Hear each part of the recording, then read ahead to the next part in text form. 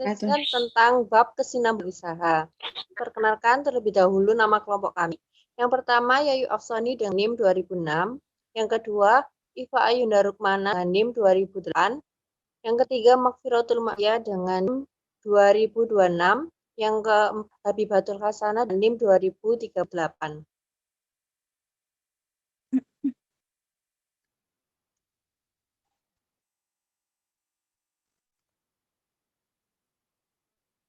Dalam bab kesinambungan usaha, kami akan membahas tentang 4 pokok bahasan. Yang pertama, ada cakupan dan isa acuan. Yang kedua, prosedur. Yang kedua, tujuan umum. Yang ketiga, prosedur dan penilaian risiko. Dan yang keempat ada evaluasi penilaian manajemen. Pertama yang akan kita bahas adalah cakupan dan isa acuan, yang membahas tentang tanggung jawab auditor sehubungan dengan penggunaan asumsi oleh manajemen dan penilaian manajemen mengenai kemampuan entitas untuk melanjutkan usahanya sebagai usaha yang berkesinambungan. Selanjutnya akan dijelaskan teman saya. Selanjutnya saya akan menjelaskan tentang tahap dalam proses audit atas kesinambungan usaha. Ada 3 tahap. Yang pertama, yaitu risk assessment atau penilaian risiko, yaitu pertimbangan dan tanya kepada manajemen apakah ada peristiwa atau kondisi yang mungkin menimbulkan keraguan mengenai kemampuan entitas untuk melanjutkan usahanya sebagai usaha yang berkesinambungan. Yang kedua yaitu telaah penilaian yang telah dilakukan manajemen tentang kemungkinan adanya peristiwa atau kondisi tersebut di atas dan tanggapan atau rencana manajemen menghadapi peristiwa atau kondisi tersebut. Untuk tahap kedua yaitu ada risk respon atau menanggapi resiko,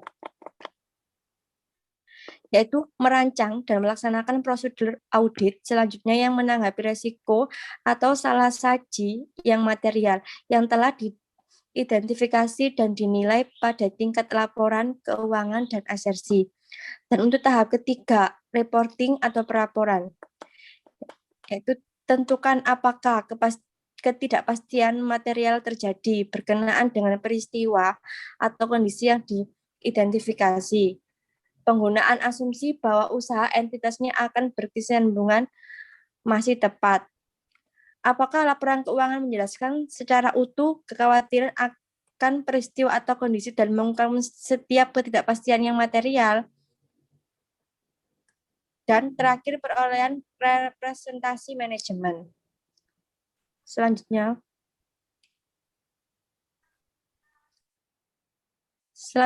yaitu tujuan umum berdasarkan ISA 570.9,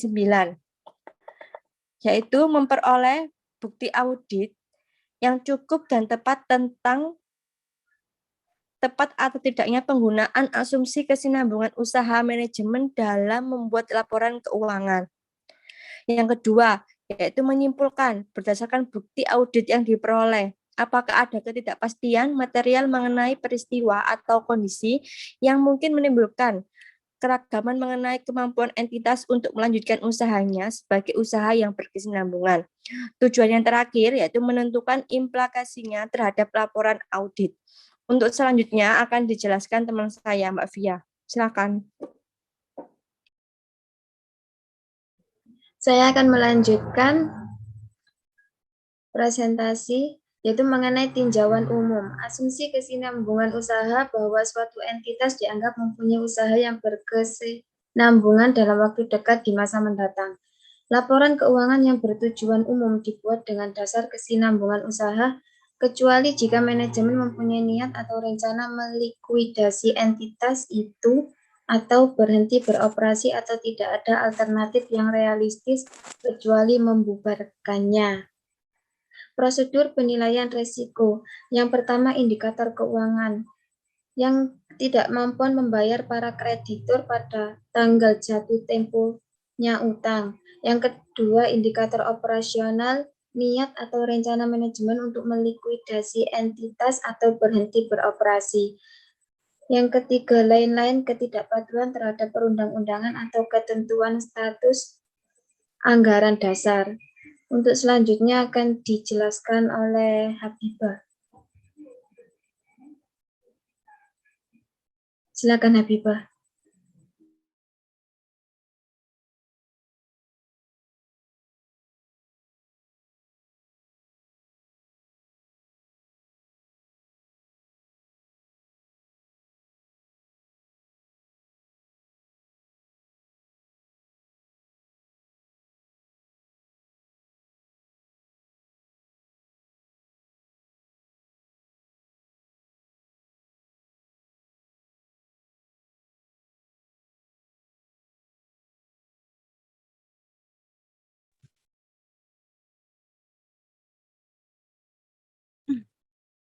Saya akan melanjutkan presentasi dari Mbak Via. Di sini ada evaluasi penilaian manajemen. Di sini ada menanggapi resiko, yaitu melaksanakan penilaian kemampuan entitas.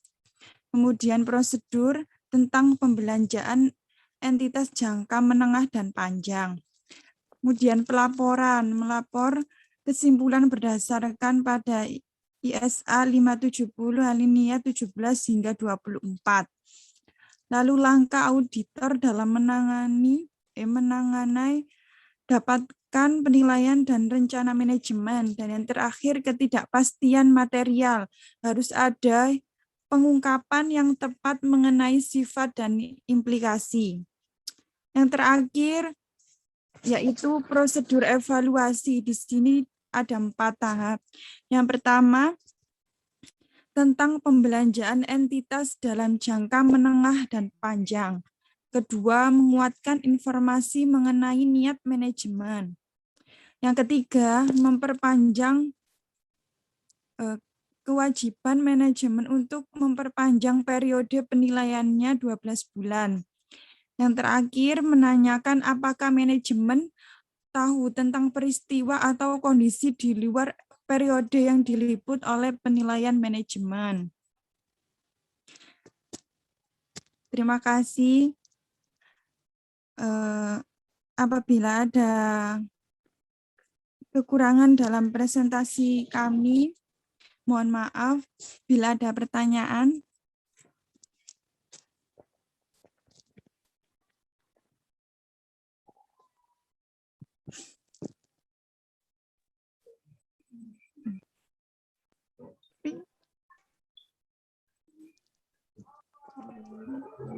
Sekian presentasi dari kelompok kami, kurang lebihnya kami mohon maaf. Kami akhiri, wassalamualaikum warahmatullahi wabarakatuh. Waalaikumsalam warahmatullahi wabarakatuh.